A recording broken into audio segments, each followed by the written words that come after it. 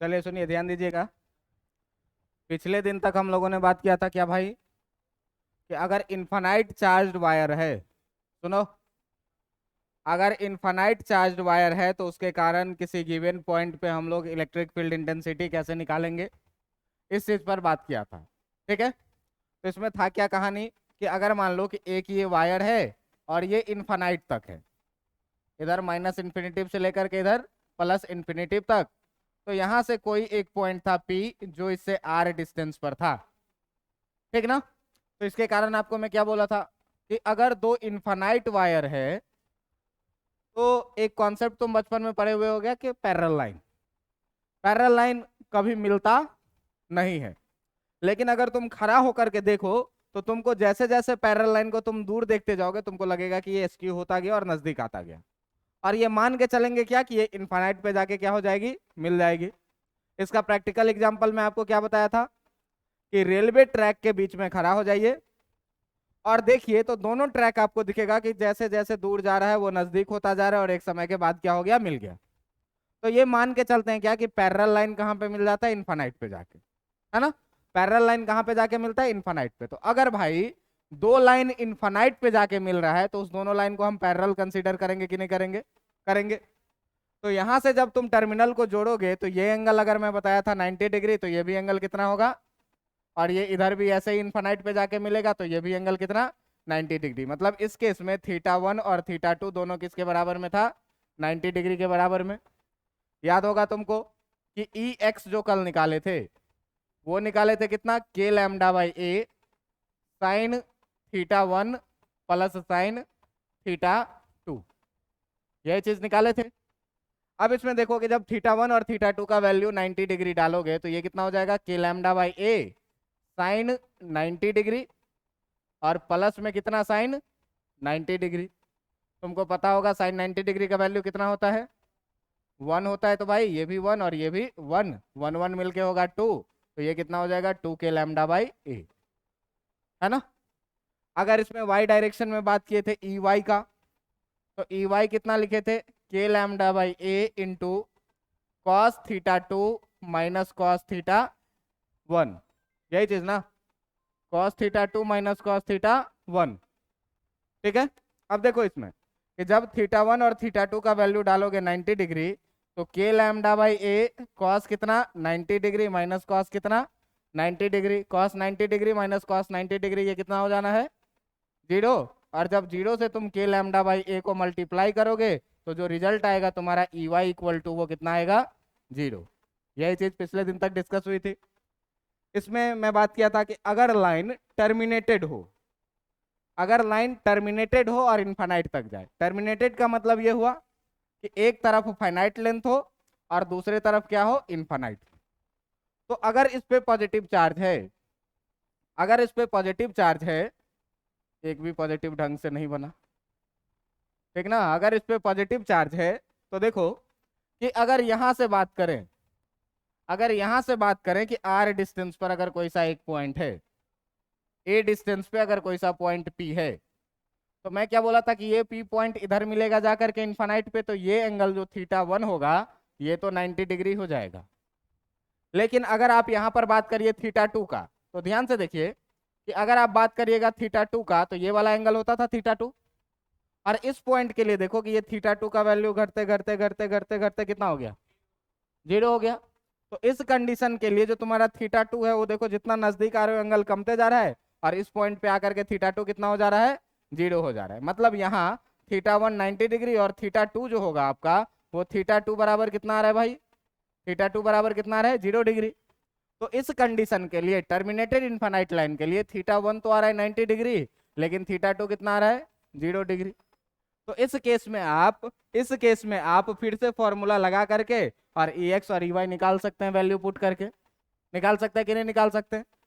अगर कहे आपको, अगर कहे आपको कि इसी कंडीशन में जो लाइन है वो टर्मिनेटेड इनफाइनाइट लाइन है, टर्मिनेटेड इनफाइनाइट लाइन है, इधर इन्फिनिटिव तक गया हुआ है, लेकिन इस बार जो पॉइंट है वो यहां से है ए डिस्टेंस पर, यहां से है ए डिस्टेंस पर, तब क्या करोगे, तो देखो अभी भी ये जा करके मिलेगा इन्फाइनाइट पे, तो ये जो थीटा 1 का वैल्यू होगा वो कितना, 90 डिग्री। जो भी इनफाइनाइट पे मिलेगा वो कितने डिग्री पे होगा, 90 डिग्री पे। ठीक है।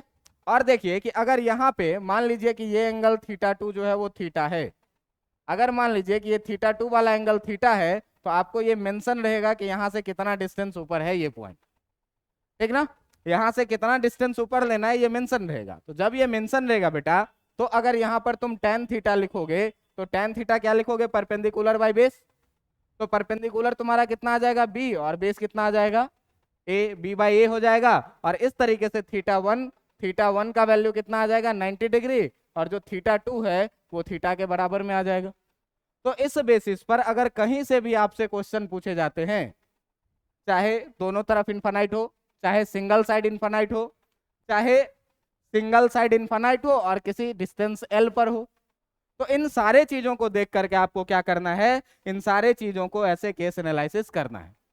अब फाइनाइट रॉड का एक केस लो, देख लो जरा सा कि अगर रॉड फाइनाइट रहे, तो फाइनाइट रॉड के केस में मैं तुमको ये फॉर्मूला निकाल करके मैं बताया था कि अगर ये फाइनाइट रॉड है, अगर ये फाइनाइट रॉड है और इस फाइनाइट रॉड पे जो चार्ज है वो पॉजिटिव चार्ज क्यू है, ये पॉजिटिव चार्ज कितना है, क्यू है।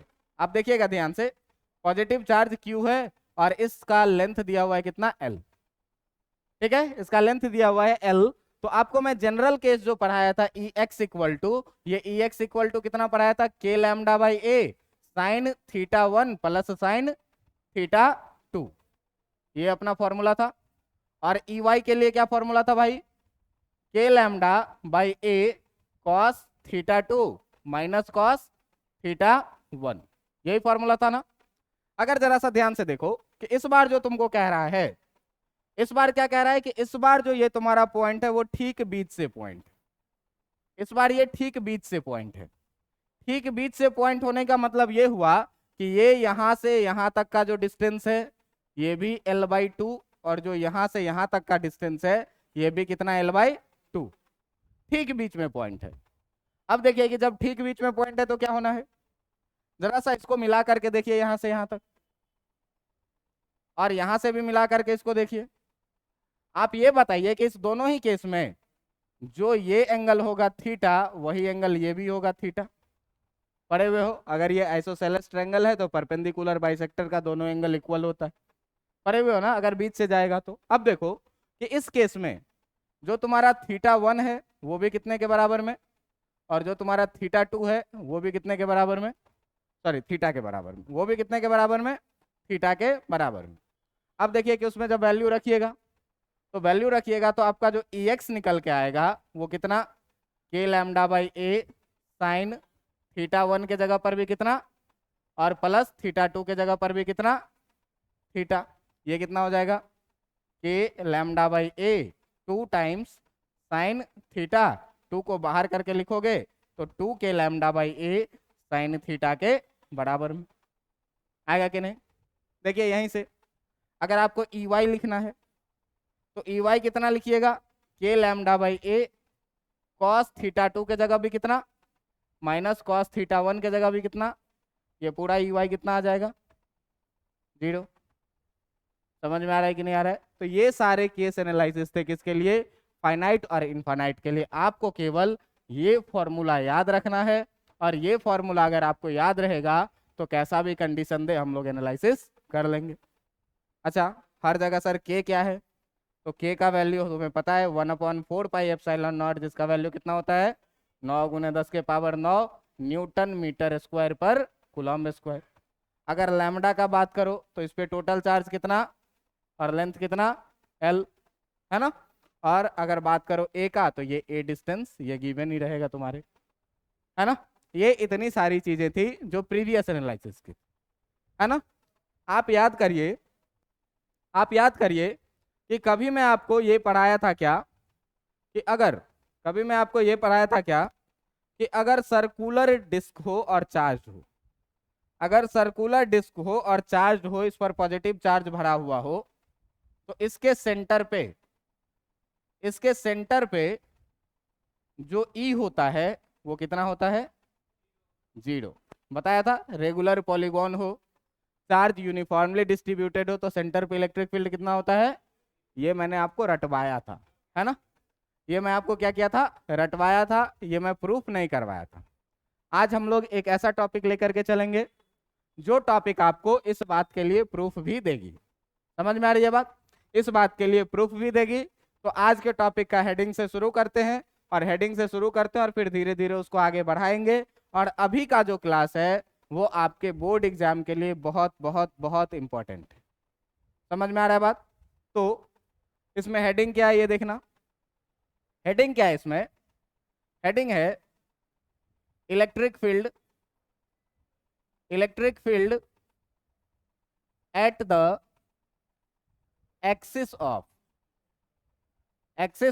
अ चार्ज्ड सर्कुलर रिंग। कि एक चार्ज सर्कुलर रिंग है और इस चार्ज सर्कुलर रिंग के एक्सिस पर हम लोगों को क्या करना है, इलेक्ट्रिक फील्ड इंटेंसिटी निकालना है। तो पहले देखो सर्कुलर रिंग का मतलब क्या, तो पहले देखो कि सर्कुलर रिंग का मतलब क्या। तो भाई साहब ये मानते हैं क्या ना कि ये एक है तुम्हारा सर्कुलर रिंग, ये क्या है, एक सर्कुलर रिंग। ये सामने से नहीं देख रहे हैं, ये देखो पंखा है, तो मुझे सामने से मैं देख रहा हूं तो ये सर्कुलर दिख रहा है, तुम्हें ऐसा ही दिख रहा होगा। तुम्हें ऐसा दिख रहा है कि नहीं दिख रहा है।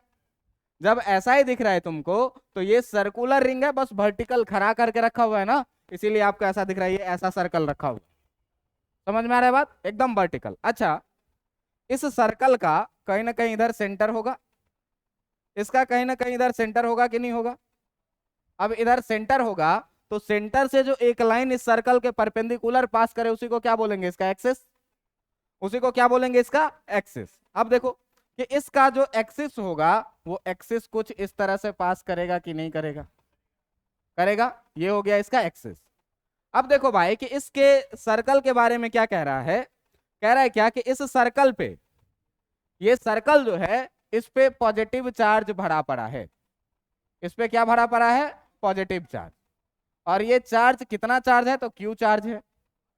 ये चार्ज कितना है, तो क्यू चार्ज इस पे भरा हुआ है। पॉजिटिवली चार्ज है, नेगेटिव चार्ज भी हो सकता है, ठीक है।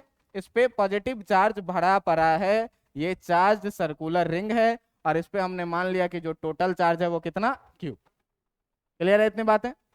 अच्छा, अगर मान लो कि इस सर्कल का रेडियस है आर, जो सर्कल है वो सर्कल तुमको गिवन रहेगा कि सर्कल का रेडियस कितना है, आर। और कहेगा क्या कि इसके सेंटर ओ से एक्स डिस्टेंस दूरी पर, इसके सेंटर ओ से एक्स डिस्टेंस दूरी पर कोई पॉइंट है पी, जिस पी पर आपको क्या करना है, इलेक्ट्रिक फील्ड निकालना है। समझ में आ रहा है बात।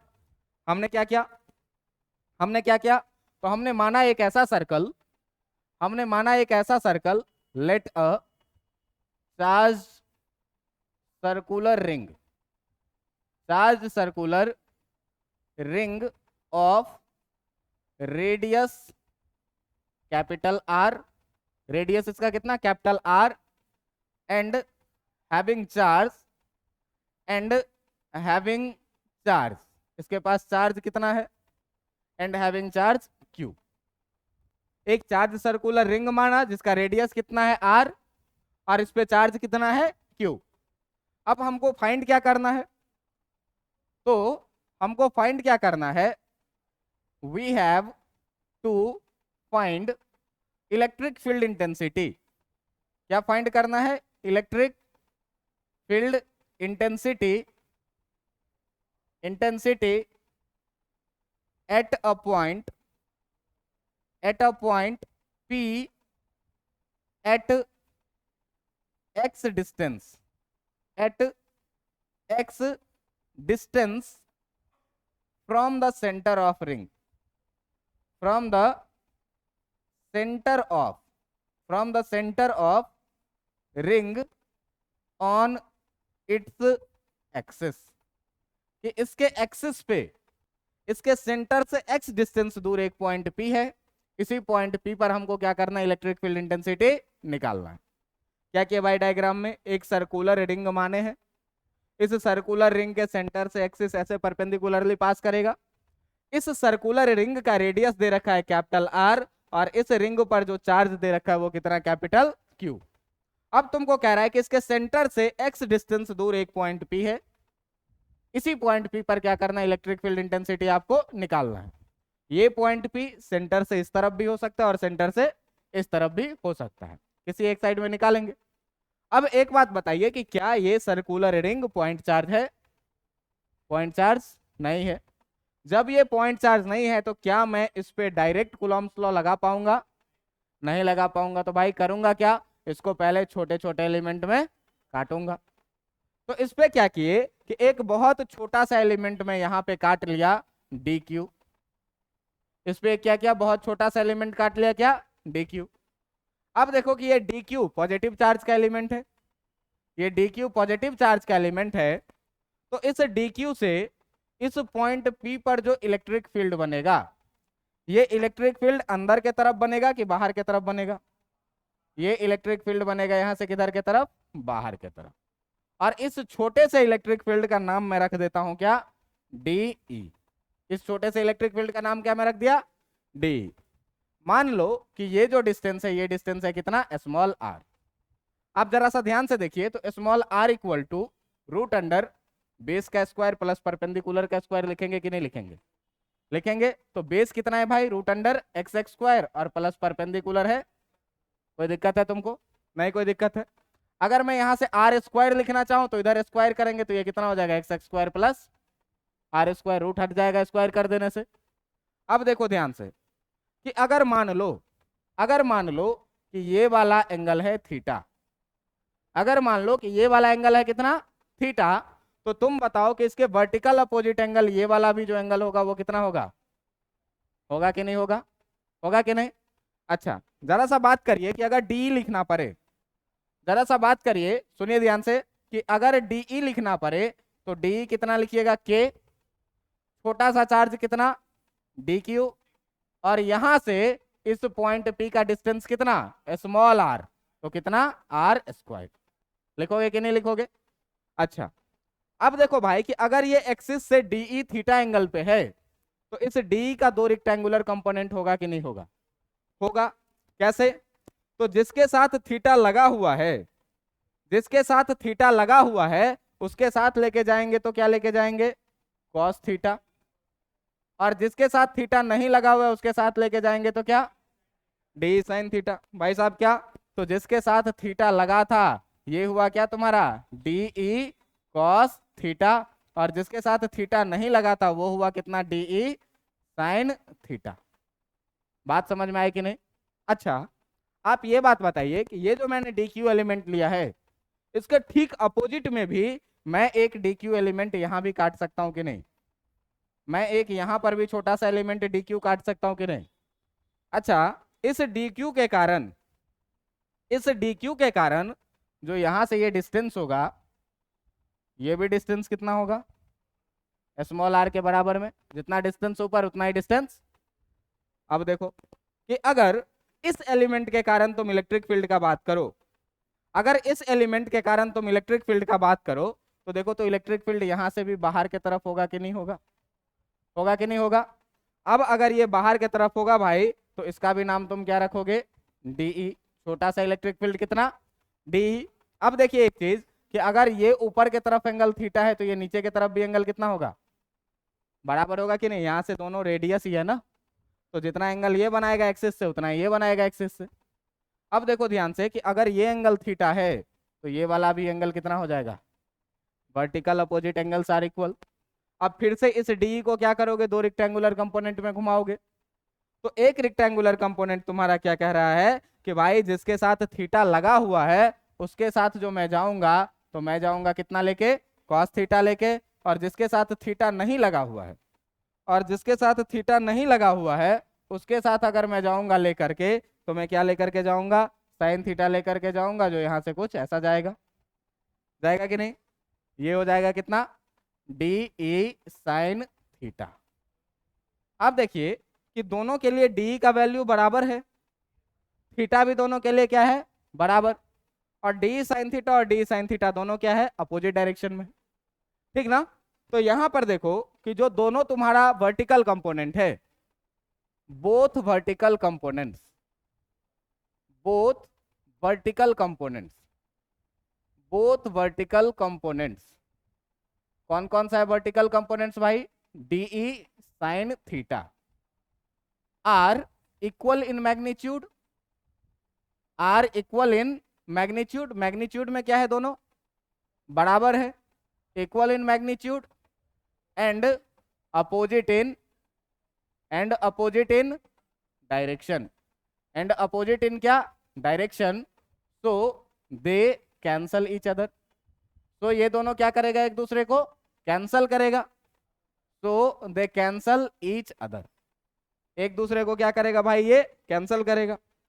देखो जरा सा कि ये वाला डी साइन थीटा और ये वाला डी साइन थीटा, ये दोनों इसका वर्टिकल कंपोनेंट है, और ये वर्टिकल कंपोनेंट बराबर है डी साइन थीटा, और अपोजिट डायरेक्शन में है, तो एक दूसरे को कैंसल करेगा कि नहीं करेगा, अगर कैंसिल कर दिया तो भाई बच क्या रहा है, D cos theta.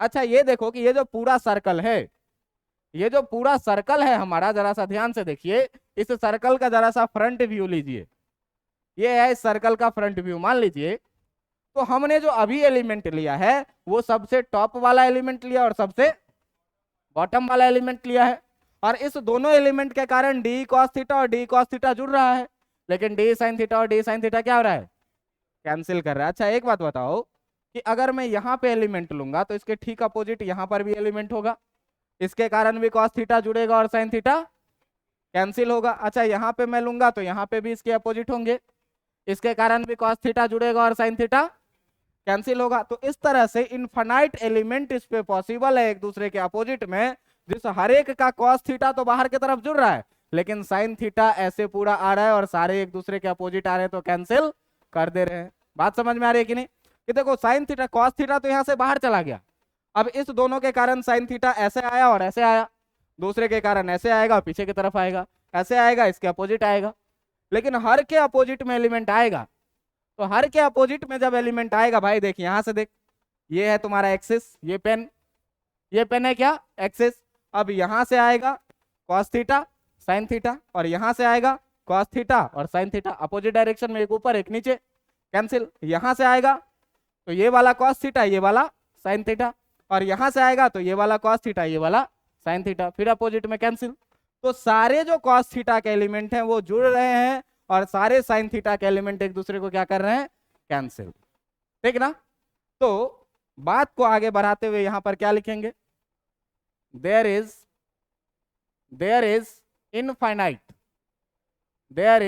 Infinite such element are possible, such elements are possible.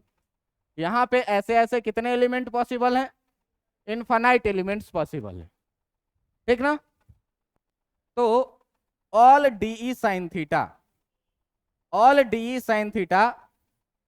Cancel करेगा opposite DE sine theta, cancel opposite DE sine theta, सारे डीई साइन थीटा अपने अपोजिट डीई साइन थीटा को क्या करेगा, कैंसल करेगा, और जो डीई नेट बचेगा वो हो जाएगा किसके बराबर में, डी कॉस थीटा के बराबर में, हो जाएगा कि नहीं हो जाएगा।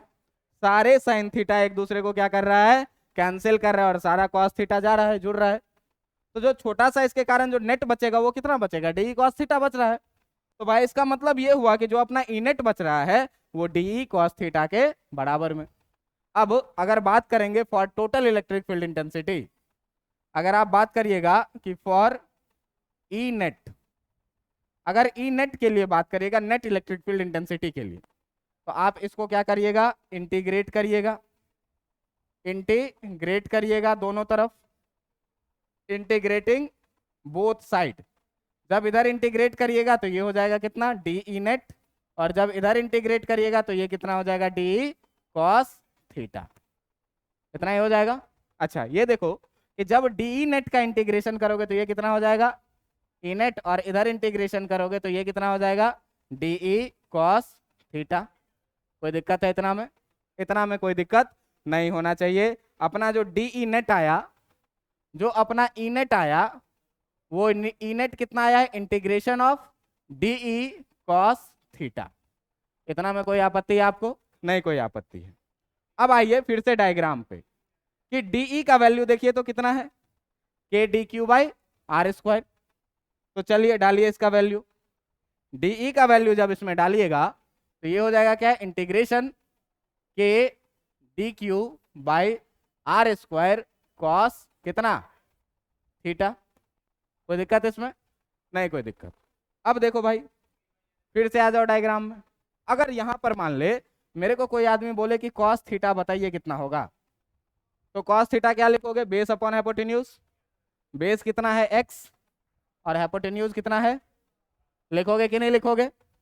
अब आ जाओ फिर से यहाँ पे कि अगर हमको कोई बोले इसी को लिखने के लिए integration of k times d q by r square और कॉस थीटा के जगह पर मैं लिख दूं कितना, x बाई आर।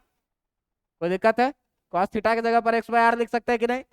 आ जाइए भाई साहब, ये देखिए बचा क्या, के x बाई आर स्क्वायर और r कितना, और साथ में कितना, देखो तो इसी को ऐसे लिख सकते हैं क्या, k x by r cube d cube. जरा सा ध्यान से देखना कि मैं कभी तुमको इसमें दिखाता हूं मैं डायग्राम में कि क्या क्या चीज कांस्टेंट है। आप ये देखिए कि O से P तक का डिस्टेंस x फिक्स है, x बदल नहीं रहा है, इसका रेडियस r फिक्स है ना, और रेडियस r फिक्स है तो ये स्मॉल r भी क्या है, फिक्स है, जो कि कितना x square plus r square के बराबर में है ना। मतलब सारी चीजें कांस्टेंट आ रही है। अब जब सारी चीजें कांस्टेंट आ रही है भैया, तो यहाँ पे आप सबका वैल्यू रख के देखिए। तो जब यहाँ पे वैल्यू डालिएगा तो इंटीग्रेशन के एक्स बाई आर के जगह पर root under x square plus capital R का स्क्वायर और इसका कितना, होल क्यूब आर क्यूब, और इनटू कितना डी क्यूब लिखोगे कि नहीं? देखो x constant, r constant, k constant, सारे के सारे कहाँ आएंगे, बाहर आएंगे। तो जब सारे के सारे को तुम बाहर लाओगे तो बाहर लाने से देखो होगा क्या, बाहर लाने से देखो होगा क्या, बाहर लाने से होगा क्या, ये देखो ये जो ई नेट बचेगा, ये जो ई नेट बचेगा वो k टाइम्स x, और नीचे ये बताइए कि x square plus r square का जो रूट है इसको पावर 1/2 लिख दे क्या, इस रूट को पावर कितना लिख दिए, और इस पूरे का जो है वो क्या है, होल क्यूब, और साथ में कितना, कोई दिक्कत है आपको? नहीं कोई दिक्कत है। इस सारे का क्या है, इंटीग्रेशन। अब देखिए अगर आप इसको आप इंटीग्रेशन लिखिएगा तो k x by x square plus r square और इसका पावर 3/2 लिख दूं क्या, 3 गुने 1/2 कितना हो जाएगा, और बचेगा कितना, डी क्यूब। अब तुम देखो कि जब k constant, x constant, radius constant, तो सारा का सारा ये टर्म बाहर पूरा आ जाएगा। तो जब ये पूरा बाहर आ जाएगा भाई तो ये बचेगा कितना, k x by x square plus r square का पावर कितना, 3/2 इंटीग्रेशन कितना, डी क्यू। ये आ रहा है क्या, ई नेट। अब जरा सा ये बताओ कि इस एलिमेंट में जो मैंने डी क्यू एलिमेंट काटा है, ऐसे ऐसे इस पूरे सर्कल पे कितना एलिमेंट काट सकते हैं, इनफाइनाइट एलिमेंट काट सकते हैं, लेकिन चार्ज रहता है कंजर्व। तो फिर सारे D Q D Q D Q D Q को अगर मैं जोड़ दूंगा तो टोटल चार्ज आ जाएगा कि नहीं आ जाएगा? तो अगर डी क्यू का इंटीग्रेशन कर दूंगा, अगर डी क्यू का इंटीग्रेशन कर दूंगा तो क्यू आ जाएगा कि नहीं आ जाएगा? आ जाएगा। तो भाई ये बचेगा कितना, k x q by x square plus r square का पावर कितना, 3/2, और यही हो जाएगा क्या तुम्हारा ई नेट का फॉर्मूला। यही हो जाएगा क्या तुम्हारा ई नेट का फॉर्मूला। याद रहेगा कि नहीं रहेगा? रहेगा याद। अब देखो कि इसमें जरा सा देखना ध्यान से, जरा सा देखना ध्यान से कि अगर इस P पॉइंट को मैं खिसका के ले आऊं सेंटर पे, अगर इस P पॉइंट को मैं खिसका के ले आऊं कहां पे, सेंटर पे, तो धीरे धीरे जैसे जैसे नजदीक आएंगे x घटता जाएगा, और घटते घटते घटते घटते सेंटर पे x का वैल्यू कितना हो जाएगा, 0।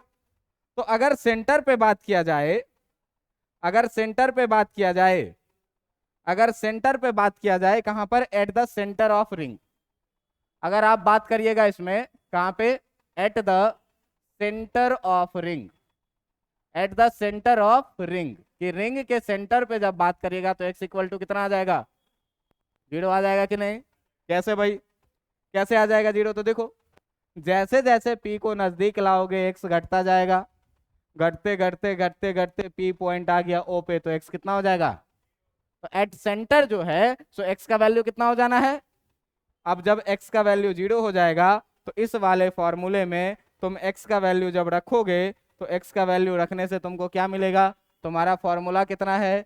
ई net equal to k q x by x x square plus r square का पावर कितना? 3/2। इसमें x इक्वल टू 0 पुट करोगे तो k q by x x square plus r square का पावर कितना? 3/2 इंटू एक्स के जगह पर कितना? अब जीरो से कोई भी चीज मल्टीप्लाई हो जाएगा तो मिलेगा क्या? देखो ये छोटा सा जीरो, इससे इतना बड़का चीज मल्टीप्लाई हुआ तो आंसर कितना आएगा? बड़का जीरो, है ना? तो ये निकल के आया क्या? E net. कहाँ पे? सेंटर ऑफ रिंग पे। अच्छा इसको सर्कल तुम लोग समझ लेगा यार, है ना? इसीलिए इसको छोट के जीरो रहने दो। ई नेट कितना आएगा? 0। बात समझ में आया कि नहीं आया? तो ये एक बहुत बहुत इंपॉर्टेंट डेरिवेशन है जो आपके बोर्ड परीक्षा में 5 नंबर से पूछता है। क्या? कि किसी भी चार्ज सर्कुलर रिंग के एक्सिस पर इलेक्ट्रिक फील्ड इंटेंसिटी कैसे निकालिएगा। कोई बहुत बड़ी रॉकेट साइंस नहीं है। अच्छा इसमें लीनियर चार्ज डेंसिटी वगैरह का भी कोई रोल नहीं आया, क्योंकि थीटा हो गया कांस्टेंट। यहां से लें तो भी थीटा, यहां से लें तो भी थीटा, यहां से लेंगे तो भी थीटा। बात समझ में आ रहा है कि नहीं? देखो ऐसे देखो, ये वाला है चार्ज सर्कुलर रिंग और ये रहा इसका एक्सिस, है ना? ये रहा इसका एक्सिस। तो यहां से थीटा लें तो भी थीटा कांस्टेंट, यहां से लें तो भी थीटा कांस्टेंट। क्यों? कि बेस भी कांस्टेंट, परपेंडिकुलर भी कांस्टेंट। tan थीटा क्या? कांस्टेंट। तो थीटा क्या? कांस्टेंट। तो ये कहीं से भी एंगल लोगे तो हर जगह थीटा ही आएगा, और हर जगह जब थीटा आ रहा है इसका मतलब थीटा का वैल्यू क्या? कांस्टेंट। बाकी जगह पर क्या होता था? Theta variable. सरकाते थे जैसे ही एलिमेंट को थीटा बदलने लगता था, तो थीटा वेरिएबल होता था तो सबको थीटा में बदलना पड़ता था। उसके लिए कहाँ से प्लेन एंगल का कॉन्सेप्ट लगाते थे, कहाँ से लीनियर चार्ज डेंसिटी का कॉन्सेप्ट लगाते थे। लेकिन इसमें एलिमेंट कहीं भी काटो एंगल थीटा ही रहेगा, वो बदलेगा नहीं। तो जब भाई साहब एंगल नहीं बदलेगा तो थीटा क्या हो जाएगा? कांस्टेंट। रिजोल्यूट करवाए, देख रहे हैं कि साइन थीटा को कैंसिल कर रहा है। दो अपोजिट एलिमेंट कोई सा भी लो, sine theta cancel, cos theta जुड़ रहा है। तो ऐसे ऐसे करके सारे एलिमेंट को जब ले लेंगे तो सारा साइन थीटा कैंसिल, बचेगा क्या? खाली कॉस थीटा। तो जब कॉस थीटा खाली बचेगा तो कॉस थीटा बल खाली बचेगा तो जो ई नेट होगा वो क्या होगा? डी कॉस थीटा के बराबर में। अब इसी को इंटीग्रेट करेंगे और सबका वैल्यू जब पुट किए, सबका वैल्यू पुट किए, सॉल्व किए, फॉर्मूला आकर के रेडी हो गया। अब फॉर्मूला आकर के रेडी हो गया। अब जरा सा एक चीज इसमें और देखो कि सेंटर पे भी बात हो गई कि सेंटर पे इलेक्ट्रिक फील्ड कितना होना है? 0। अब जरा सा एक चीज और देखो कि अगर अगर क्या हो इसमें, अगर क्या हो इसमें, अगर क्या हो इसमें, if x is much much much greater than r। ठीक ना? अगर क्या हो, r के रिस्पेक्ट में x बहुत ज्यादा बड़ा हो।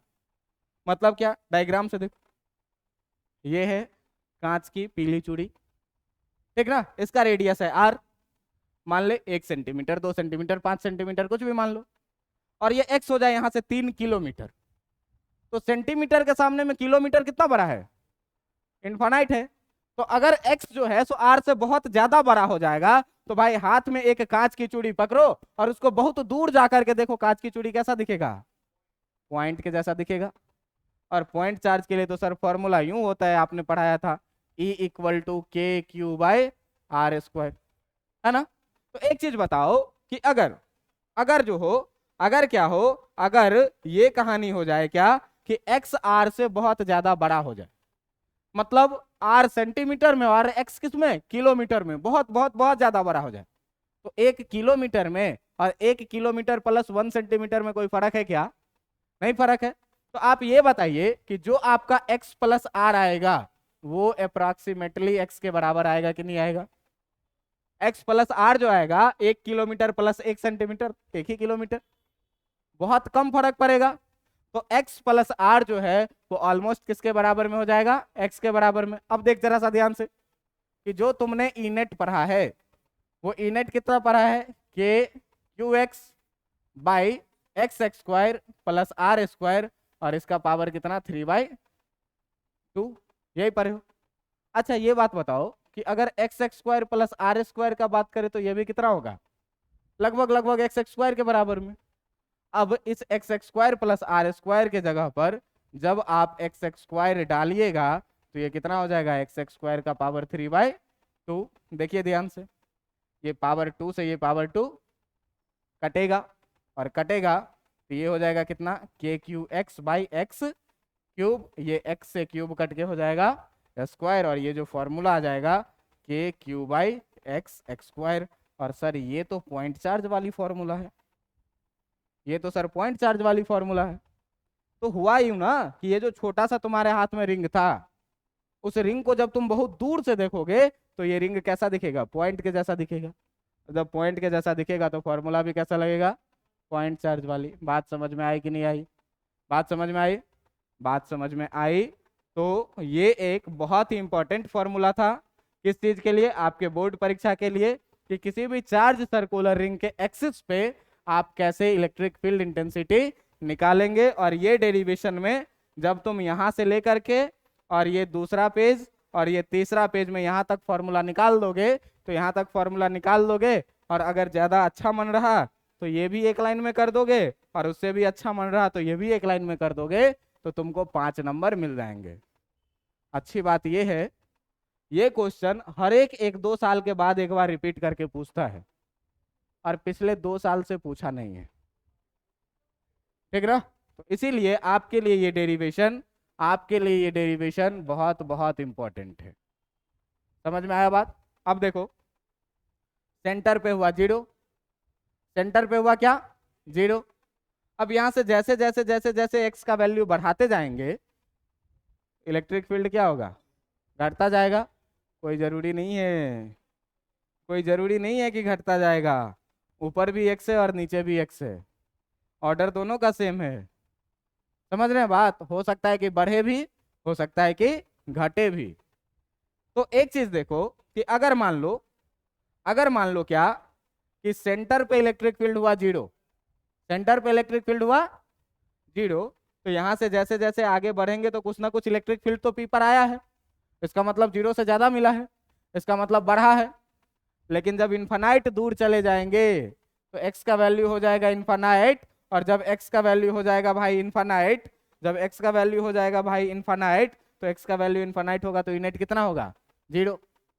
मतलब पहले 0 से चला, बढ़ा, फिर कहीं पर अधिक हुआ, फिर घटेगा तब 0 पे हुआ होगा। तो आपसे पूछे कि ये जो मैक्सिमम हुआ ये कहाँ पर हुआ, ठीक ना, ये जो मैक्सिमम हुआ ये कहाँ पर हुआ। तो इसके लिए आप लोग इंतजार करिए अगले एपिसोड का, और अगले एपिसोड में आप लोग थोड़ा सा ये पढ़ के आइएगा क्या, अगले एपिसोड में थोड़ा सा ये पढ़ के आइएगा क्या, कि डिफरेंशिएशन का चैन रूल, ठीक ना, पढ़ाए हुए हैं ना, डिफरेंशिएशन में चैन रूल, ठीक ना।